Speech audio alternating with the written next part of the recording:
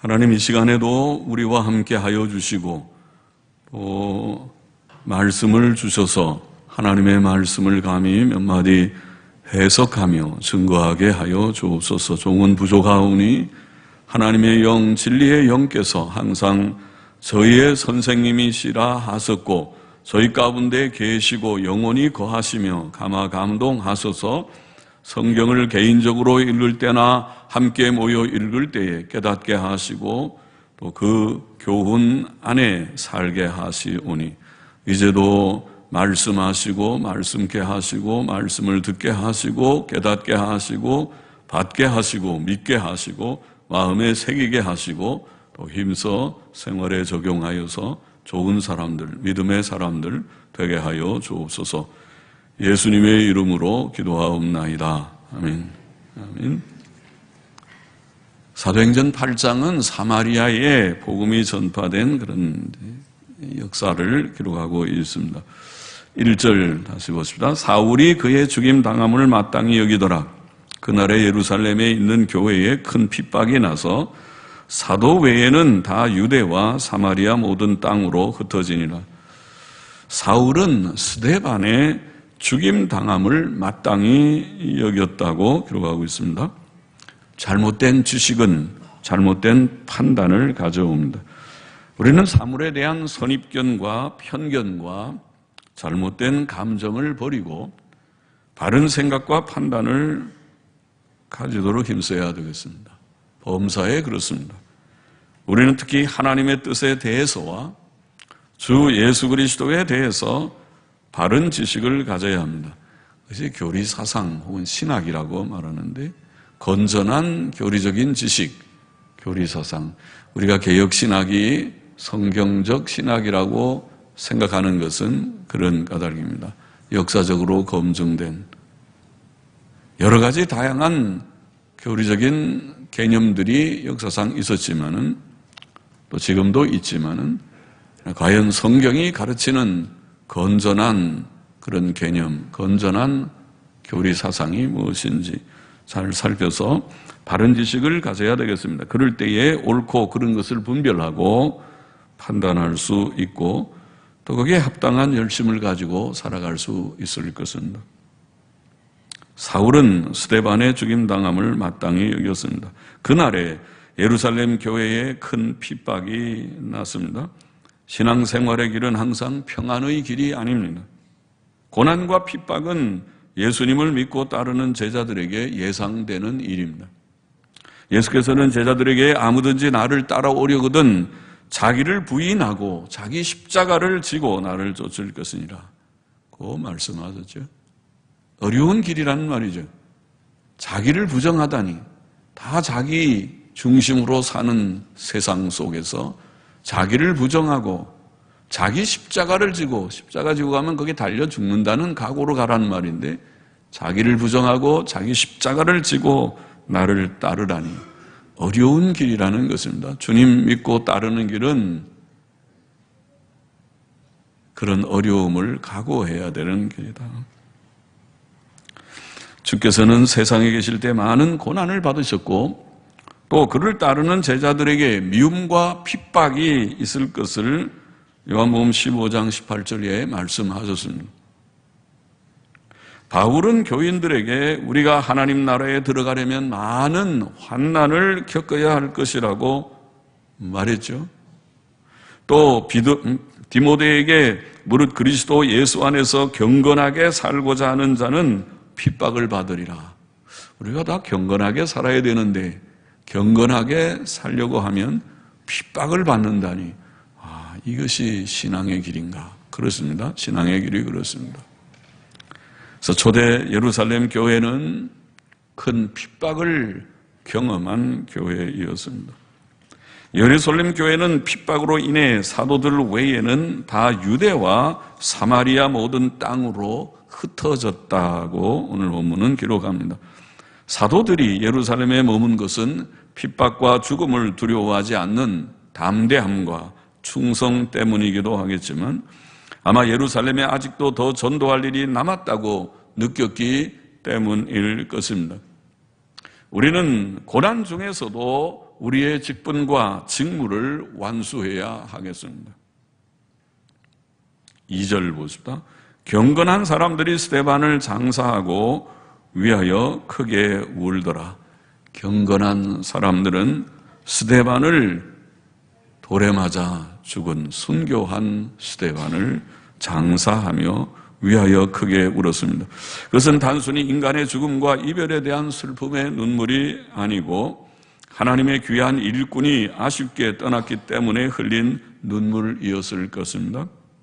하나님의 충성된 종이 죽을 때 성도들은 아쉬움의 눈물을 흘릴 것입니다. 그러나 악한 자가 죽을 때는 그런 눈물을 흘리는 자가 별로 없을 것입니다. 예를 들어 유다왕 여호사밧의 아들 여호람이라는 사람이 구약에 있죠. 여호람이 왕위에 오른 후 자기의 모든 아우들을 죽이고 이스라엘 왕 아합의 우상 숭배를 따랐을 때 하나님께서는 그를 쳐서 그 창자에 고칠 수 없는 병이 들게 하셨고 여러 날 만에, 즉 2년 만에 2년 동안 이렇게 고생을 하다가 그 창자가 그 병으로 인해 빠져나와 죽었다. 그렇게 성경은 기록합니다. 그런데 역대하 21장 20절에 보면 여호람은 죽었는데 여호람은 아끼는 자 없이 세상을 떠났다. 이렇게 기록되어 있습니다. 아끼는 자 없이. 사람이 죽어도 눈물을 많이 흘리고 아유 그런 분은 좀 오래 살아서 좋은 일을 많이 했으면 좋은데 아쉬워하는 사람이 있는가 하면 어떤 사람은 아끼는 자 없이 죽는 사람도 있다. 성경은 그렇게 말합니다. 스데반의 죽음은 여호람하고는 정반대죠. 경건한 사람들은 그를 위하여 크게 울었습니다. 3절 보십시다. 사울이 교회를 잔멸할세.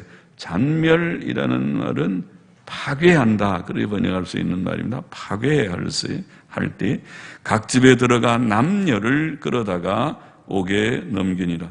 누가는 사도행전을 기록하고 있는 누가는 사울에 대해 서술을 합니다. 사울의 열심은 특별하였습니다. 이 누가는 이 사울, 나중에 바울이 된 사도 바울의 동역자죠. 협력자입니다. 의사로서 같이 옆에서 늘 전도 여행이라고 하는 전도 활동을 같이 하면서 아마 바울을 여러모로 도왔을 것입니다. 의학적인 지식으로도 도왔을 것입니다. 그는 스데반이 돌에 맞아 죽는 것으로 만족하지 않았습니다. 사울은 열심히 특별해서 스데반 하나 죽이는 것 같고 만족이 없었습니다. 그는 교회를 다 파괴하려고 했습니다. 교회는 다 없애버려야 된다. 그는 각 집에 들어가 남녀를 끌어내어 옥에 넘겼습니다. 바울은 갈라디아서 1장 13절 14절에서 내가 이전에 유대교에 있을 때에 행한 일을 너희가 들었거니와 하나님의 교회를 심히 핍박하여 잔해하고 내가 내 동족 중 여러 연갑자보다 유대교를 지나치게 믿어 내 조상의 유전에 대하여 더욱 열심히 있었다고 고백하였습니다. 잘못된 지식과 판단은 잘못된 열심을 가지고 잘못된 행동을 하게 합니다. 유대인들은 잘못된 지식과 열심을 가지고 있었죠. 로마서 10장 2절 3절에 보면 내가 증거하노니 저희가 그 유대인들이 하나님께 열심히 있으나 지식을 좇은 것이 아니라 하나님의 의를 모르고 자기 의를 세우려고 힘써 하나님의 의를 복종치 아니하였느니라. 열심히 있어서 행하지만은 오히려 하나님의 의를 거절하고 참된 하나님의 백성들을 핍박하는 열심을 나타냈어요. 요즘 이단들의 열심도 그렇죠. 이단들이 어떤 때는 우리보다 더 열심히 있는 것 같기도 하죠.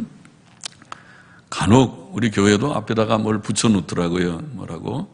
아마 신천지 이단 같은데 뭘 붙여놓고 교회를 막 저주하듯이 하고 장애를 선전하려고 뭘 붙여놓는 걸 보고 참 열심히 있다. 저 교회가 굉장히 많을 텐데 저 사람들이 어떻게 다 맡아서 하나씩 맡았는지 거기다 붙여놓는가. 또 우리는 쓸데없는 거 붙였으니까 띄워버리지만은 그 다음에는 붙이지 않더라고요. 그 열심히 그렇게 교회들마다 붙이려면 힘들 텐데 붙이고, 또 인터넷에 보면 간혹 이메일 오는데 보면 신천지들이 아주 정해놓고 정기적으로 보내는지 보냈어요. 그래서 한 번은 제가 이메일 보낸 데다가 다시 답신 메일을 보내면서 이단 종파 비평이나 성경 강해나 쭉 많은 거 좀 열심히 성경 연구하고 하나님의 좋은 사람들이 되라고 그래 보냈더니 그 다음에 이제 또 조용한 것 같아요. 열심히 있는 사람들입니다. 우리는 잘못된 지식과 열심 때문에 교회를 핍박하는 유대인들처럼 되지 말아야겠고, 지식이 바르고 그래서 항상 바른 판단을 하고 바른 열심을 품어 하나님을 기쁘시게 하는 자들이 되어야 합니다. 4절 보십시다. 그 흩어진 사람들이 두루 다니며 복음의 말씀을 전할새 빌립이 사마리아 성에 내려가 그리스도를 백성에게 전파하니 무리가 빌립의 말도 듣고 행하는 표적들도 복수로 되어 있어요. 여러 개의 표적을 행했어요. 표적들도 보고 일심으로 그의 말하는 것을 좇더라. 혹은 그의 말하는 것을 주목하더라. 그런 뜻입니다. 주목하더라. 많은 사람에게 붙었던 더러운 귀신들이 크게 소리를 지르며 나가고, 또 많은 중풍병자와 안진뱅이가 나으니 그 성에 큰 기쁨이 있더라. 그렇게 8절까지 읽어봤습니다. 유대와 사마리아로 흩어진 사람들은 예루살렘에서 핍박을 받고 유대로 또 사마리아로 다 흩어진 사람들이 두루 다니며 복음의 말씀을 전하였습니다. 이것은 하나님께서 하신 일이었다고 보입니다. 성도에게 닥친 고난은 유익합니다. 로마서 8장 28절 말씀대로 우리가 알거니와 하나님을 사랑하는 자 곧 그 뜻대로 부르심을 입은 자들에게는 모든 것이 합력하여 선을 이루느니라. 우리에게 닥친 모든 일은 결국은 다 유익하다.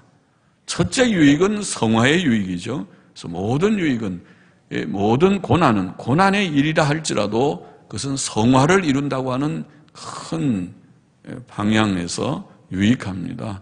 그리고 모든 유익을 하나님께서 우리에게 주실 것을 믿습니다. 개인적으로도 교회적으로도 그러합니다.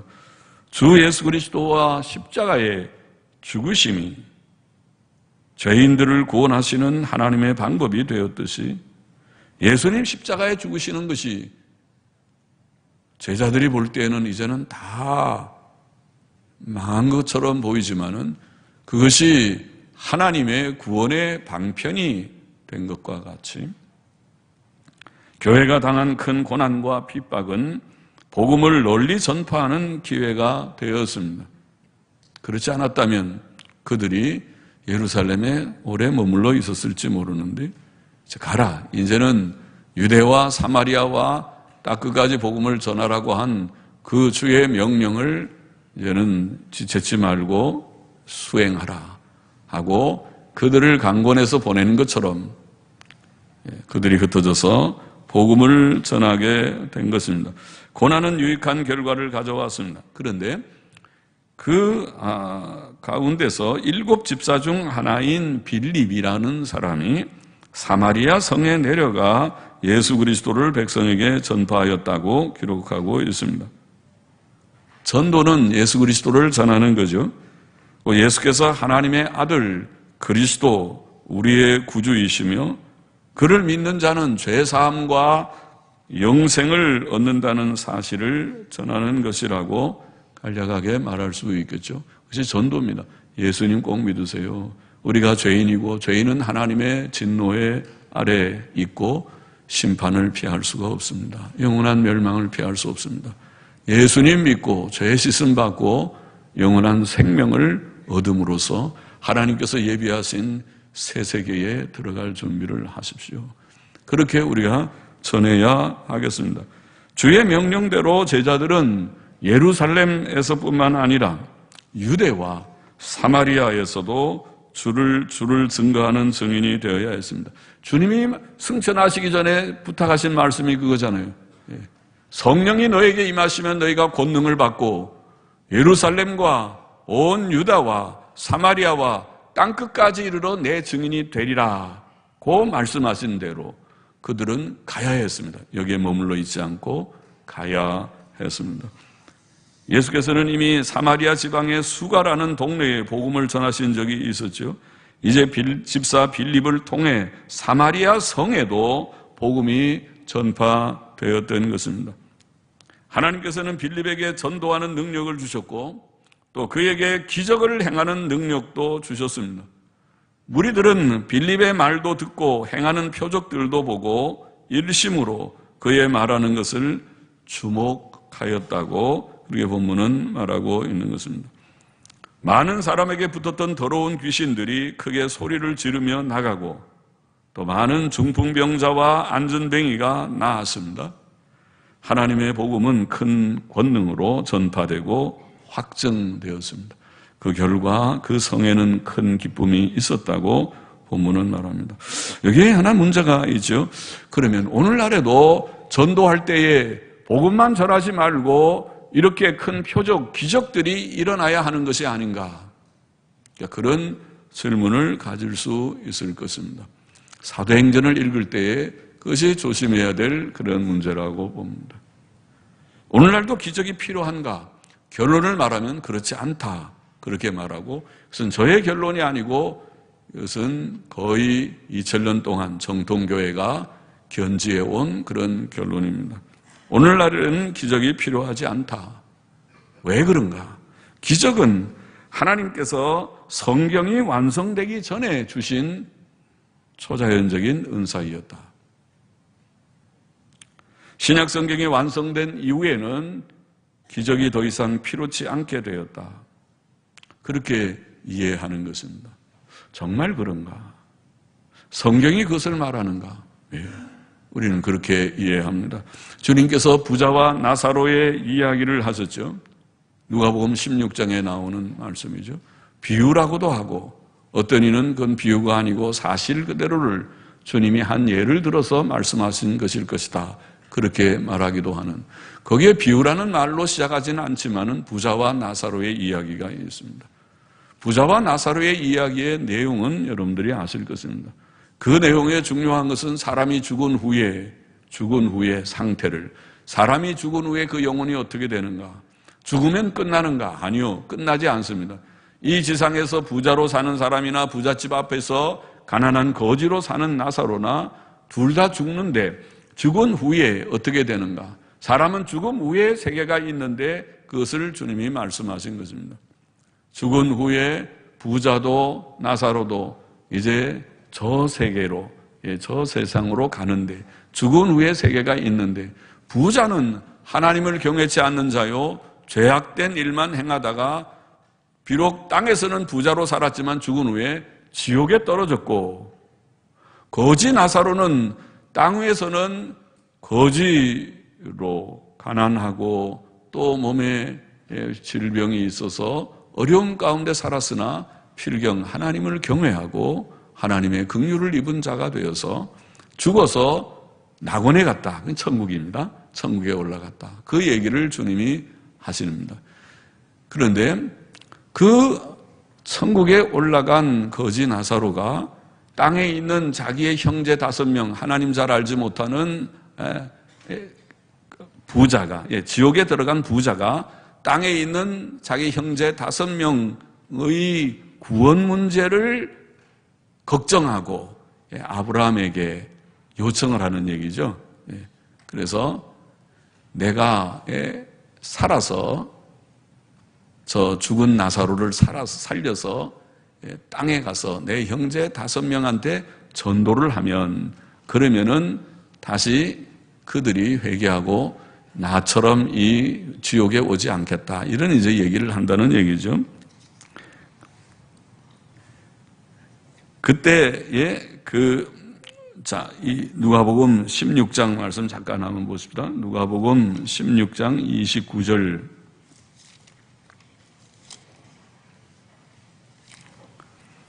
누가복음 16장에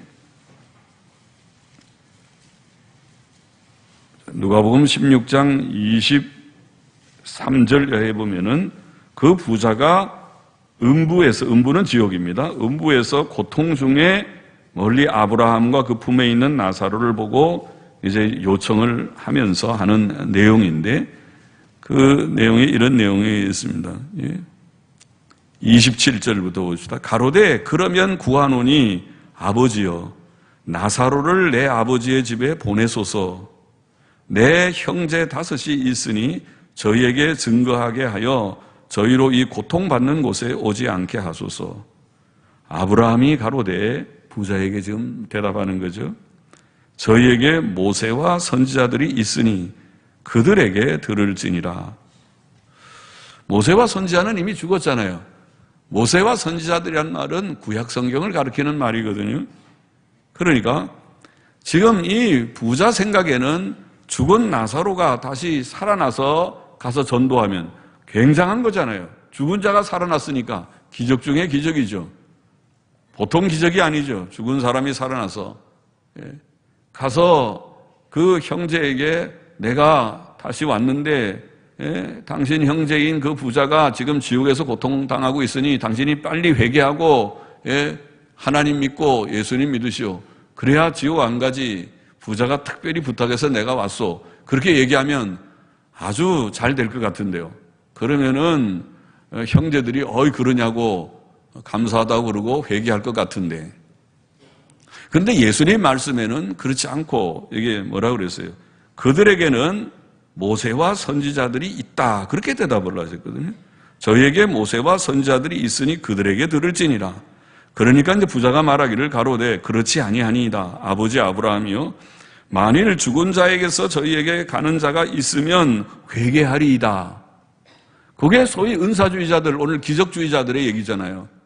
기적이 일어나야 회개한다는 거잖아요. 기적 중에 죽은 자가 살아나서 말하면은 진짜 그건 회개할 것 같잖아요. 인간의 생각은 그렇습니다. 그러나 주님 말씀은 달라요. 주님은 가로되 모세와 선지자들에게 듣지 아니하면 비록 죽은 자 가운데서 살아나는 자가 있을지라도 권함을 받지 아니하리라 하였다 하시니라. 자, 이것이 주님의 말씀입니다. 그것은 무엇입니까? 결국 구원이라고 하는 것은 기적을 통해서 일어나는 것이 아니다. 주님이 그렇게 말씀하신 것이죠. 구원은 성경을 통해서 되고 성경 말씀을 통해서 회개하지 않는 자는 기적이 일어난다고 회개하는 것이 아니다. 기적하고 성경으로 우리가 구원받는 것하고는 별개의 문제다. 사람은 기적이 일어나면 굉장해요. 금방은 기적이 일어나면 구름대와 같이 주님이 오병이어 기적을 일으키거나 기적을 일으킬 때 많은 사람들이 구경하러도 오고 그 흥미진진해서 다 많이 모이겠지만은 그것이 구원이 되지는 않습니다. 기적을 경험한 것은 이스라엘처럼 기적을 많이 경험한 민족이 없지만 그것이 구원이 되지 않았습니다. 그들은 많은 기적을 경험했음에도 불구하고 예수님을 십자가에 못 박아 죽인 민족이 됐습니다. 하나님의 뜻은 기적을 통해서 사람을 구원하는 것이 아니고 성경 말씀을 통해서 구원하시는 것이다. 그거를 분명히 주님이 증거하신 것입니다.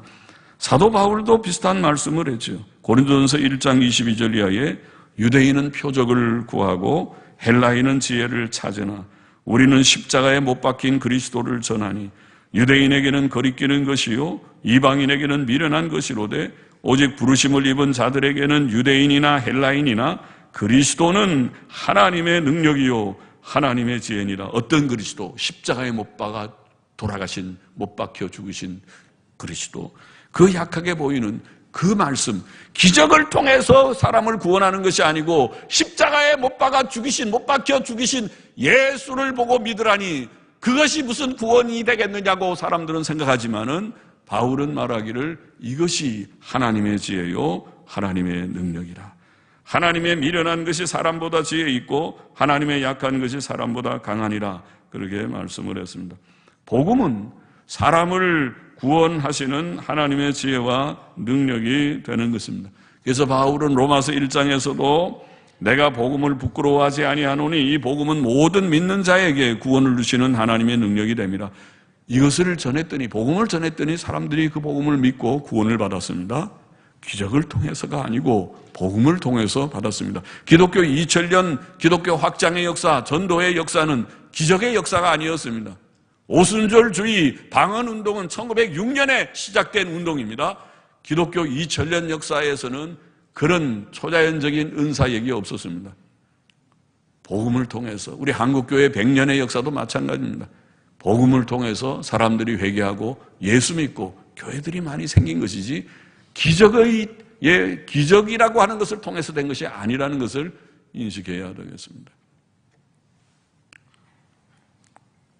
오늘날에는 기적을 통해서 이루어지는 것이 아니고 기록된 책의 말씀을 통해서 하나님께서 2000년 동안 역사해 온 것 같이 역사하시는 것이라는 것을 인식하고 우리가 말씀의 능력을 믿어야 되겠습니다. 말씀의 능력을 믿지 아니하고 오늘도 기적을 구하는 것은 잘못될 수 있는 그러한 방향이다. 방향을 잘못 잡은 것이다. 9절 보시라. 그 성에 시몬이라는 사람이 전부터 있어 마술을 행하여 사마리아 백성을 놀라게 하며 자칭 큰 자라 하니 낮은 사람부터 높은 사람까지 다 청종하여 가로되 이 사람은 크다 일컫는 하나님의 능력이라 하더라. 오랫동안 그 마술에 놀랐으므로 저희가 청종하더니 빌립이 하나님 나라와 및 예수 그리스도의 이름에 관하여 전도함을 저희가 믿고 남녀가 다 세례를 받으니 시몬도 믿고 세례를 받은 후에 전심으로 빌립을 따라다니며 그 나타나는 표적과 큰 능력을 보고 놀라니라. 하나님의 복음은 빌립을 통해 힘있게 증거되었습니다. 심지어 그 성에서 오랫동안 사람들에게 많은 영향을 끼쳤던 마술사 시몬도 복음에 복종하였고 세례를 받았습니다. 복음은 마술사도 굴복시켰습니다. 여러 사람들이 예수 그리스도의 이름으로 세례를 받았고 진심으로 빌립을 따랐습니다. 이것은 놀라운 하나님의 은혜였습니다. 오늘 본문의 교훈을 정리해 보십시다. 첫째로 우리는 예수님 믿고 따를 때에 고난을 각오해야 할 것이다. 초대교인들은 핍박을 받았고 순교자 스데반은 순교를 하였고 순교자가 나왔고 많은 사람들이 순교를 받은 것은 아닐지라도 순교당한 것은 아닐지라도 순교는 극히 드문 경우일지라도 순교까지 있는 고난과 핍박을 받고 순교까지 당하는 그것이 초대교회의 역사다. 그것을 본문은 보입니다. 주를 따라가는 자는 자기를 부인해야 됩니다. 자기 십자가를 지고 주님을 따르는 심령으로 가야 됩니다. 그렇게 가시겠습니까? 그렇게 가기를 원합니다. 주님을 따르는 이런 편안한 길, 내가 예수 믿고 몸도 건강하고 복도 받고 뭐 괜찮다 그것이. 그렇게 해서 편안한 마음으로 주님을 따라가서는 고난이 올 때에 낙심하고 아이고 예수 믿고 복 받는 줄 알았더니 예수 믿고 이런 고난이 오다니 아유 나만 손해겠다. 그리고 돌아서겠죠. 예수 믿고 따르는 일은 세상에 복 받는 것을 위해서 따라가기보다 예수 믿는 자에게 하나님께서 건강도 주실 것이고 물질의 안정도 주시기를 원합니다. 주실 줄 압니다. 그러나 그렇게 안이한 생각으로 가지 말고 주의 말씀대로 예수 믿고 고난이 있다 할지라도 내가 주님이 나의 참된 주님이시라면 하나님이 이 세상의 창조자와 섭리자이시라면 기독교 이 진리가 정말 진리라면 나는 이 길을 가겠다. 자, 이런 깨달음, 요 참 바른 지식이 우리 속에 생겨서 이 지식, 이 믿음 가지고 주님을 따라가고 그 가운데서 주께서 많은 몸의 건강도 물질의 안정도 주시고 또 세상적인 행복도 누리게 되기를 원합니다. 누리고 그러나 주를 위해서 고난도 즐거이 받을 수 있는 이러한 신자들이 되어지기를 원합니다. 예수 믿고 따른 일은 고난을 각오해야 되는 길이에요. 둘째로 우리는 복음을 전해야 하겠습니다. 복음이 무엇이라고 했습니까? 복음은 예수께서 하나님의 아들 그리스도이시며 사람이 죄를 회개하고 그를 믿으면 죄사함과 의롭다 하심을 얻고 영생을 얻는다는 소식이라고 말할 수 있다고 했습니다. 우리는 어느 곳에서나 어떤 환경에서나 이웃들에게 입을 열어서 복음을 말씀해야 되겠습니다. 벙어리처럼 입 다물고 있지 말고 고난 속에서도 그들은 흩어져서 복음을 전했습니다. 오늘 우리가 우리의 가족들에게 우리의 친구들에게, 우리의 이웃 사람들에게, 아직 복음을 알지 못하는 믿지 않는 남편에게, 또 아내에게, 부모님에게 복음을 전하는 우리가 되어야겠습니다. 침묵하지 마십시오. 전하는 자가 되어야 합니다. 셋째로, 우리는 오늘날에도 하나님의 복음의 능력을 믿읍시다. 방금 전에 말씀드렸죠. 하나님의 복음은 마술사 시몬도 굴복시켰습니다. 죄인들의 구원은 기적을 행함이나 성령의 초자연적 은사를 체험함으로써 이루어지는 것이 아니고 복음을 들음으로써 이루어진다는 것을 강조해서 말씀드렸습니다. 복음은 모든 믿는 자에게 구원을 주시는 하나님의 능력입니다. 오늘날에도 그렇습니다. 언제나 그러했습니다. 하나님의 미련한 것이 사람보다 지혜 있고 하나님의 약한 것이 사람보다 강한 줄을 믿어야겠습니다. 우리는 오늘날에도 하나님의 복음, 예수 그리스도의 복음의 능력을 믿고 때를 얻든지 못 얻든지 이 복음을 만인에게 증거하는 이 일을 힘써야겠습니다. 우리 교회가 이런 일을 계속 힘써 나가야 하겠습니다. 기도하십시다. 하나님 아버지, 예수 믿는 모두들이 고난을 각오하며 따르게 하여 주옵시고, 오늘도 우리 가운데 예수님을 아직 잘 알지 못하는 분이 계시다면 마음을 활짝 열고 하나님을 영접하고 예수님을 영접하고 구원을 받게 하여 주옵시고, 죄사함을 받고 의롭다 하심을 받고 영원한 생명을 선물로 받게 하여 주시옵소서.